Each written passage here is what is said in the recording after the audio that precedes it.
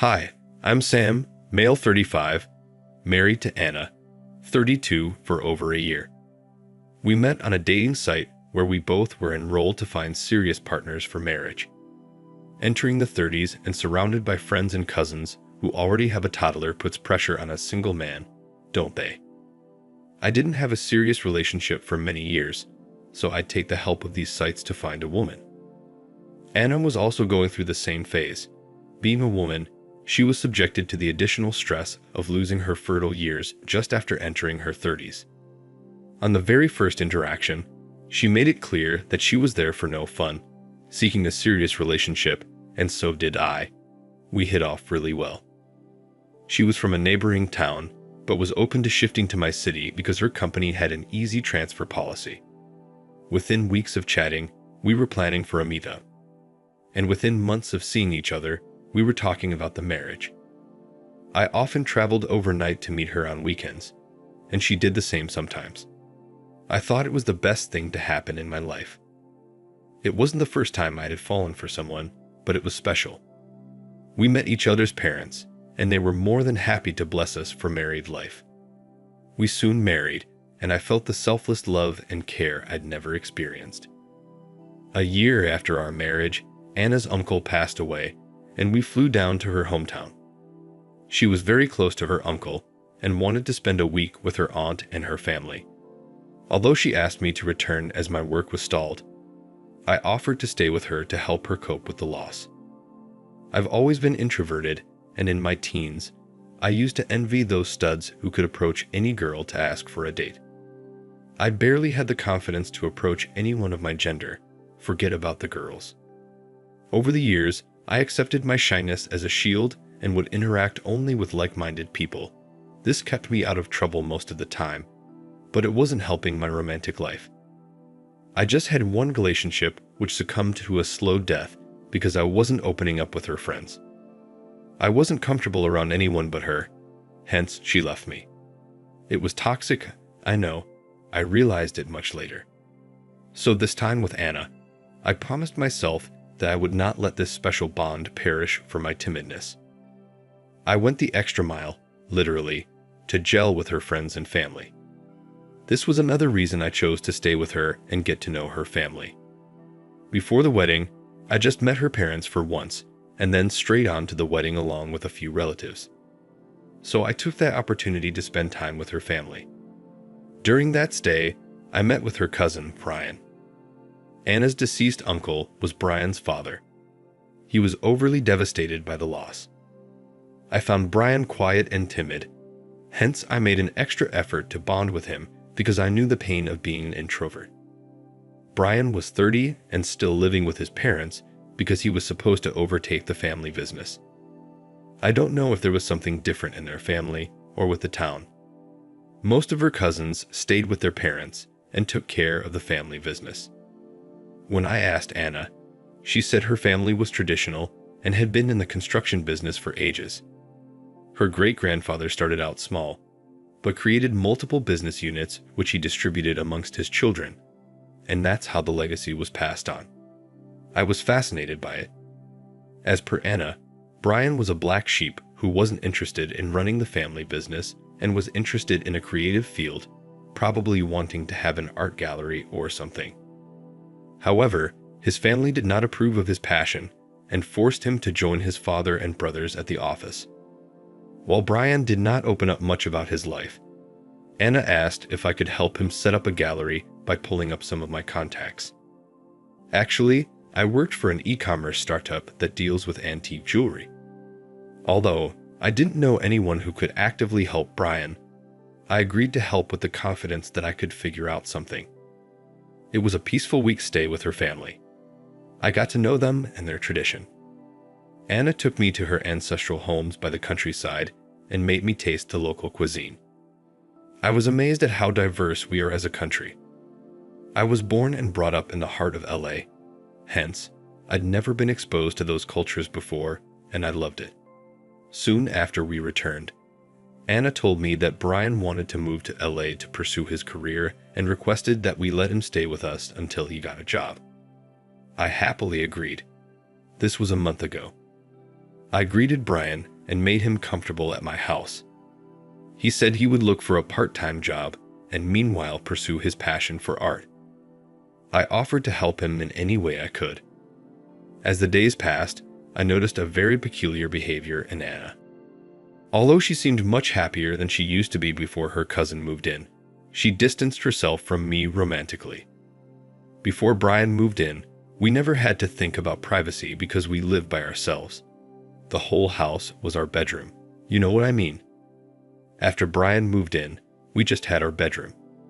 So whenever I took the initiative for intimacy, she would push me off saying that her cousin was around and he might hear us. I backed off for the initial few days without any second thought, but now it's getting on my nerves. She doesn't understand that she is irritating me and eventually making me hate her cousin. There is one more problem: food. The thing is, Brian has a fetish for seafood and I'm allergic to it. I also cannot stand the smell of it. It is understandable to cook favorite meals for the guests, but Brian was not a guest. He is living with us. I didn't mind when she cooked it for the first week, but having seafood on the table every other day annoys me. That too, if I had to fill my stomach with just salad. We had divided the responsibility in a way that she would cook and I would clean, so I had no option but to wash the stinky dishes on which she and her cousin had gorged upon. I know I might sound rude, but I'm frustrated. When I confronted her that she should make something for me as I can't have a salad every day, she said she doesn't have the time to cook 2 different types of meals. I suggested she could themselves take a break for seafood on some days and cook something else so I could also have a full meal. She got defensive, saying that I was rude. Sometimes, I don't understand her. Brian too doesn't lift a finger at the house. I mean, he's no longer a guest. He's been staying here for 2 months, and I don't know how long he will stay further. He should take up household responsibilities, considering he's living rent-free with free food. I reached my boiling point yesterday when I asked her to switch responsibilities, that I would cook and she would clean. I know I tried to play smart and take control of the food, but she turned out smarter and caught me. She said that if I took the responsibility of food, she and her cousin would have to bid goodbye to seafood which she couldn't compromise. She suggested I cook my own meal if I was that adverse to marine animals. I hated her sarcasm. I wanted to yell at her and knock some sense into it that I work for 45 hours a week, and I cannot spend endless hours in the kitchen. The thing is, I'm getting annoyed by them to the point that I don't respond properly to Anna or Brian. Anna's protectiveness for her cousin makes me hate him, and I want him to move out ASAP. Sometimes when I clear my head and think, I feel that I'm being rude to Brian, and maybe I'm giving a signal that I'm doing a favor to him by letting him live with us. I genuinely don't feel like that, but Anna's attitude is pushing my buttons. I have discussed this with a few of my colleagues and got a mixed reaction. Some say I'm annoyed because our privacy is intruded, and some acknowledge a problem with Anna. I'm posting it here to get some perspective. If anyone has faced a similar issue, kindly suggest what I should do. Now for the first update. Hi all. Thanks for hearing my rant and giving some solid advice.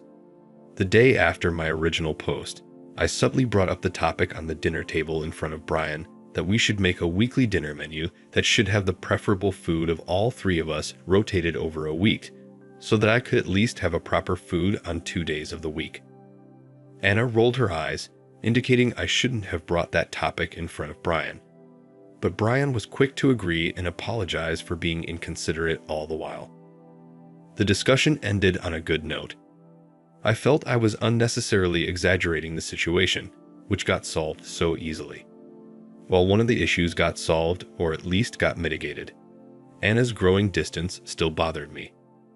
Our sex life is close to null because she's too busy setting up her cousin's life. She has been taking a lot of leaves from her office to accompany him to his interviews. Brian is also looking for a job in a ceramic institute. I don't know if I had a limited understanding of art or if he's confused about his job plans. I don't know. I'm just watching them running haywire, dumbfounded, waiting for the day he gets a job and moves out. Anyways, today I'm here to share a pestering concern. Last week, I had light work, so I came home early on most days. It was disturbing to find Anna sitting so cozily with Brian. Although nothing explicit, their body language was alarming. I met her legs on his thighs. Sometimes he leaned over her shoulder. It is understandable when cousins are young, but both are in their 30s and one is married. When I discussed this with my close friend, he dismissed it, saying I was just annoyed by Brian's presence. Hence, I'm picking on him.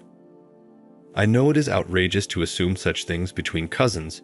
Maybe I'm just presumptuous, but it hurts to see Anna sitting so cozily with Brian while pushing me away, saying she was tired and not in the mood. This concern of mine is so sensitive that I'm afraid to confront Anna about it. I might sound disoriented or delusional, but I need serious advice on how to proceed. Now for the third update. Hi, I know I'm updating after a long time. It has been the most disturbing and traumatic time of my life. I'll jump straight into the update. I caught Anna sleeping with Brian.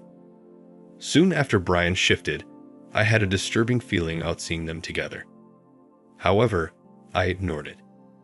Even when writing the last update, I had a strong instinct that something was rotting between them, but I didn't want to sound presumptuous. A few days after my last update, I arrived early to find my house locked. Usually, Anna or Brian used to be at home, but that day it was locked. I texted Anna asking her when she would return. She didn't reply to my text. I was feeling uneasy, so I decided to go for a run. I went to the nearby Citizen Park, and guess whom did I run into? My wife and her cousin. They were hugging each other, sitting on a bench surrounded by dense bushes. It was so sudden that none of us got a chance to react. I just stopped, and so did they. It was like suddenly two heads popped up from behind the bushes, and I had direct eye contact with Brian, who immediately pushed Anna away, whose eyes were closed while hugging. I asked them what they were up to. It should have been the end, but Anna was very calm and said, "Oh hi, you're here. Actually, Brian was feeling low, so I took him for a walk. Let's go home." I was so confused and shocked that I barely spoke a word after that. In fact, all three of us walked silently on the way back home. After returning home, I sat down on my bed for an hour, unable to comprehend what I'd witnessed minutes ago. When she came to call me for dinner, I gave her a look, but she stared back, asking me why I looked intensely. I silently ate dinner and went to bed. I didn't look at either of them at the dinner table. When she came to sleep and tried to hug me, I told her I was disturbed seeing her hugging Brian so passionately. She chuckled at me, saying that Brian was her cousin and it was just a sibling hug. It should not bother me at all. I realized later that Anna was playing mind games. She did not act shocked. She did not apologize because she was hugging her cousin, and it was no big deal. However much I tried to sweep it under the rugs that they were cousins, it was bothering me, so I devised a plan to find out the truth. As some of you suggested in my last update, I should hire a PI. But I thought it wouldn't be fruitful because the suspect was right inside my house, so I bought some hidden cameras with the intention of placing them in several corners of the house. But the challenge was that Brian was mostly at home. I don't know what he was up to. By then, I'd understood that he was not serious about work. He was lurking around in my house, and I had to get rid of him, anyhow. I told them my company is sending me on a 2-day work trip to London. Before that, I would work from home for a few days to finish a presentation I would need on my London visit. It was all made up, but I did take a week off from work to wrap up this saga, and I did book a flight ticket to show them. So while I was at home, Brian would dress up formally, take his files, and pretend he was going for an interview. I don't know. I may be assuming that he was acting, but I don't care. I used the opportunity to plant several cameras and mics in different corners of the house. I did this during Anna's office hours after locking the house from the inside, so it cannot be unlocked using duplicate keys. Although nothing concrete came up, except Anna and Brian exchanging intense eye contact and Brian fondling Anna's hand while passing. That evidence could also prove what was happening between them, but I wanted a dirty one to humiliate them. On the day of my scheduled flight, Anna offered to drop me at the airport. Maybe she wanted to ensure that I was actually out of the country before they started their dirty business.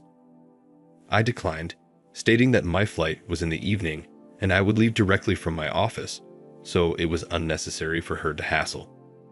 That day, I left the house and checked into a hotel for 2 days. I waited patiently until the evening when Anna returned from her office. She returned home and called me, asking if I reached the airport. I told her I had boarded and the flight was about to take off. I kept the phone on airplane mode just in case she called to check. But why would she bother to confirm when her lover was already caressing her while she was on a call with me? Disgusting. As soon as she disconnected the call, he pounced on her, and I could see my marriage falling apart right before me. A couple of minutes into that, I turned off the app that was displaying the live recording. I knew I would die of suffocation in the next 2 days, so after an hour, I logged in again to see if enough evidence was collected so that I could put an end to this. When I logged in, I found a clip where Brian actually discovers the camera and panics. They then hunt for the remaining cameras and mics, and while doing so, Anna stands in front of one of the cameras and curses me. The recordings had stopped by then, which meant they had destroyed everything. I checked the saved recordings, which were just enough to prove their illicit relationship, so I headed home. I barged into the house to find Anna talking over the phone while Brian had already fled. She had such criminal eyes that I actually got scared for a moment. She accused me of plotting against them. I told her that she should consider herself lucky that I didn't smack her head or chase down her lover, so she could cut short her BS and come to the point. I asked her to confess everything to me or else I would involve her parents. She then narrated that she and Brian were always in love with each other. However, they both knew they could not be together. They had initially decided to never get married and secretly continue with their filthy business. But as Anna hit her 30s, her traditional family insisted she get married, so she was online looking for a guy from a different city to execute their plan. Luckily, she found me desperate enough to marry her without spending too much time dating. In the end, she suggested that we continue to be married couples and lead our lives independently, meaning I can sleep with anyone while she can continue to bang her cousin. I felt disgusted at her suggestion. Unlike in other cases where people plead for forgiveness and a second chance, Anna was unapologetic. Her cold expression gave me goosebumps. I felt so uncomfortable sharing a roof with her that I gave her the ultimatum of a day to vacate the house and move back to my hotel. The next day, she texted me that she had vacated the house. I went to find that actually she did. More than emptiness, I felt a sense of relief. I spent the next few days contemplating my future and the next few weeks drinking over my misery, but that's not important. What Anna did next pushed me to the extreme. A week after Anna left, her parents called my father, threatening to sue me. I don't know why he didn't call me. Her father was that kind of a strict man who would urge to have any critical discussion with the parents and not with the children. Apparently, Anna had told them I was spying on her by placing cameras and mics in the house. She said I was overpossessive about her and had a problem if she spoke to any other men, including her cousin. She also added that I was violent and threatened to smack her head to kill her. This came out of the blue to my parents because I hadn't told them about Anna's cheating yet. In fact, I didn't intend to expose her to anyone, but she left no choice to me. In the moment of rage, I forwarded those video clips to her father. I took Brian's number from the family group and sent a copy to him as well. I also told him he should be thankful to me for not sharing the clips in the family group. Within minutes, my phone was bombarded with voicemails from Anna, accusing me of betraying her. She said it was a deal between us that I won't reveal the truth to anyone. Now, when I retrospect, I remember when I was leaving again for the hotel that night, I told her, vacate my house in a day, and sign the divorce papers uncontested. I won't expose you. It wasn't a promise. Even if it was, she maligned me in front of her family to come out clean. Her father threatened my parents to chase me down. What else did she expect me to do in that situation? My father suggested that we lodge a police complaint before they filed us for domestic violence. I told my parents I was never violent with her, but they said it would take years to prove myself innocent, so it's better to be vigilant. We lodged a complaint and got a restraining order against Anna and her family. During the divorce proceedings, she joined virtually, citing health issues that barred her from traveling down to another city. She was alone on the video call and kept quiet during the trial. I didn't want any further hassle in my life, so I kept the divorce terms clean. It was a simple, irreconcilable difference between us, and we divorced. It's been 3 months since then, and I have not heard from her or her parents. I think they understood that it was their daughter who was at fault. It feels like I had a long nightmare, and now I'm awake to find the same loneliness. I think I'll take time to get over it. I sometimes still curse myself for being so vulnerable that she was able to prey on me so easily. Nonetheless, I'm recovering. Wish me luck. Thank you for watching. Like and subscribe if you enjoyed the video. See you next time.